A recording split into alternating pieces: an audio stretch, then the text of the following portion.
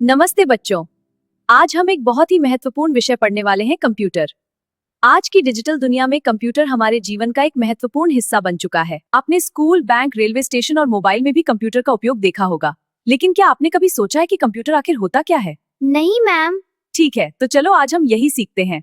तो चलिए सबसे पहले समझते हैं कंप्यूटर की परिभाषा। कंप्यूटर एक इलेक्ट्रॉनिक मशीन है जो इनपुट लेता है, उसे प्रोसेस करता है और आउटपुट के रूप में परिणाम देता है। इस प्रक्रिया को हम एक सरल फ्लो चार्ट से समझ सकते हैं। यहाँ कीबोर्ड और माउस इनपुट डिवाइस हैं, सीपीयू प्रोसेसिंग करता है और मॉनिटर आउटपुट दिखाता है। मैम अब समझ आया। बहुत अच्छे। अब जब हमें पता चल गया कि कंप्यूटर कैसे काम करता है, तो अगला सवाल आता है, कंप्यूटर कितने प्रकार के होते हैं? कंप्यूटर को उनके काम करने के तरीके के आधार पर 3 प्रकारों में बांटा जाता है। सबसे पहले बात करते हैं एनालॉग कंप्यूटर की। एनालॉग कंप्यूटर ऐसे डेटा पर काम करता है जो लगातार बदलता रहता है, जैसे तापमान या गति। उदाहरण के लिए थर्मोमीटर और स्पीडोमीटर एनालॉग कंप्यूटर के उदाहरण माने जाते हैं। अब आते हैं दूसरे प्रकार पर, डिजिटल कंप्यूटर। डिजिटल कंप्यूटर 0 और 1 की बाइनरी लैंग्वेज पर काम करता है। आज हम जो डेस्कटॉप, लैपटॉप और मोबाइल इस्तेमाल करते हैं, वे सभी डिजिटल कंप्यूटर हैं।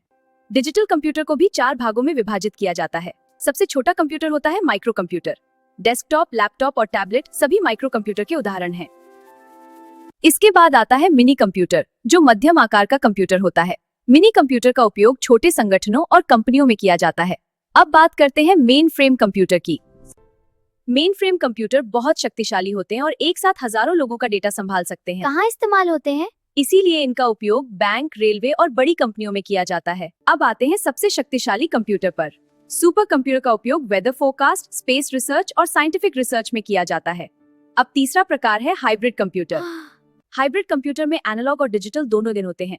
अब हमने कंप्यूटर के प्रकार समझ लिए हैं, लेकिन कंप्यूटर आज जिस रूप में है, वहां तक पहुंचने के लिए एक लंबा इतिहास रहा है। वाह मैम। कंप्यूटर का इतिहास हजारों साल पुराना है। सबसे पहला गणना उपकरण था अबैकस। इसके बाद कई नई मशीनें बनाई गईं, जैसे पास्कलीन। फिर क्या हुआ? फिर एक वैज्ञानिक ने ऐसी मशीन की कल्पना की जो लगभग आधुनिक कंप्यूटर जैसी थी। उस वैज्ञानिक का नाम था चार्ल्स बैबेज। इन्होंने एनालिटिकल इंजन नाम की मशीन बनाई। इसी कारण चार्ल्स बैबेज को फादर ऑफ कंप्यूटर कहा जाता है। अब कंप्यूटर के विकास को समझने के लिए हमें उसकी जनरेशंस के बारे में जानना होगा। कंप्यूटर की कुल 5 जनरेशंस मानी जाती हैं। जी मैम। इसे हम एक चार्ट की मदद से समझते हैं। बिल्कुल सही। फर्स्ट जनरेशन कंप्यूटर में वैक्यूम ट्यूब का उपयोग किया जाता था। ये कंप्यूटर बहुत बड़े होते थे और बहुत ज्यादा बिजली खर्च करते थे। इसके बाद आया सेकंड जनरेशन कंप्यूटर। इसमें वैक्यूम ट्यूब की जगह ट्रांजिस्टर का उपयोग हुआ। इससे कंप्यूटर छोटे और तेज हो गए। इसके बाद आया थर्ड जनरेशन कंप्यूटर। इसमें इंटीग्रेटेड सर्किट आईसी का उपयोग किया गया। इसके बाद आया फोर्थ जनरेशन कंप्यूटर। इसमें माइक्रो प्रोसेसर का उपयोग हुआ और यहीं से पर्सनल कंप्यूटर शुरू हुए। आज हम जिस समय में हैं, वह फिफ्थ जनरेशन कंप्यूटर का समय है। इसमें आर्टिफिशियल इंटेलिजेंस और मशीन लर्निंग का उपयोग हो रहा है। अब हम कंप्यूटर की सबसे महत्वपूर्ण चीज समझते हैं, कंप्यूटर की कैरेक्टरिस्टिक्स। कंप्यूटर की कई महत्वपूर्ण विशेषताएं होती हैं, जैसे स्पीड, एक्यूरेसी और स्टोरेज। ऑटोमेशन, वर्सेटिलिटी और रिलायबिलिटी भी हैं। कंप्यूटर बहुत तेज गति से काम करता है, इसलिए इसे स्पीड कहते हैं। कंप्यूटर के परिणाम लगभग हमेशा सही होते हैं, इसलिए इसे एक्यूरेसी कहते हैं। समझ गया। बहुत अच्छे। कंप्यूटर बहुत अधिक डेटा स्टोर कर सकता है, इसे स्टोरेज कहते हैं। कंप्यूटर अपने आप काम कर सकता है, इसे ऑटोमेशन कहते हैं। बहुत अच्छा मैम। वाह, समझ में आया। कंप्यूटर एक ही समय में कई प्रकार के काम कर सकता है, इसे वर्सेटिलिटी कहते हैं। कंप्यूटर लंबे समय तक बिना थके काम कर सकता है, इसे रिलायबिलिटी कहते हैं।